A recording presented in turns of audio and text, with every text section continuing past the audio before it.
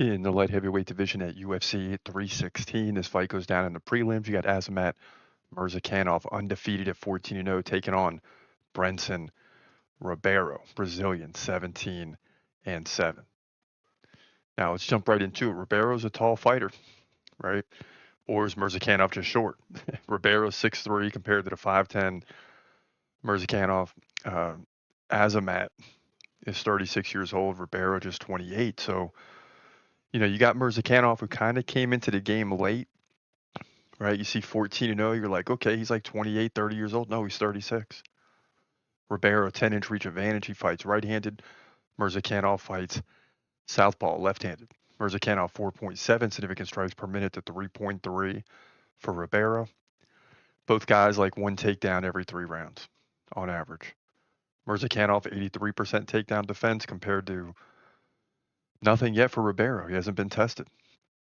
Murzakanov has won 5 straight fights in a UFC setting, including one of those coming from Dana White's Contender Series. But since coming into the UFC, especially the last 2, he beat Dustin Jacoby, solid fighter by decision, close fight. Then KO'd Alonzo Menafield in the second round. He also beat Devin Clark and Defon Nchukwi. Ribeiro, on the other hand, won his last fight over Nurgoze by submission. Kimura beat Kyle Mikado by split decision before that. He got dominated on the feet, though, in my opinion. Well, not in my opinion. He trailed by 27 significant strikes. Now, before that, he lost to Magomed Sulov, good fighter, and Zhang Mingyang by first-round KO, solid fighter. He did beat Bruno Lopez at the Contender Series by first-round knockout. So I think these guys are kind of on the same level. The Brazilians always make me nervous, but I see the 14-0 record, and I'm leaning that way, but I'm worried about the fact that he's 36 years old compared to the 28-year-old Ribeiro. What that tells you about Ribeiro is he's had some decently tough fights, right?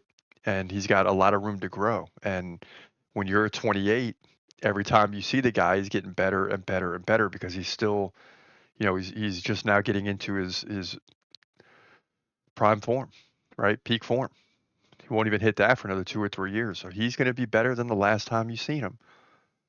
But Murzakanov is still 14-0, so I got to lean with the big Russian here. I think he's going to get the job done. He's about 5 inches shorter, but he's a big dude. Packs a punch. Ribeiro's going to be quick on the feet. The takedown game or defense for both guys is going to be highly interesting to watch, but I got to lean with Murzakanov. I'm not going against an undefeated 14-0 fighter just yet. I think he gets the win by decision. It's not going to be easy. The Brazilian's going to come to the party like they always do, but Murzakanov's going to squeak out a victory here, mainly on the feet, right?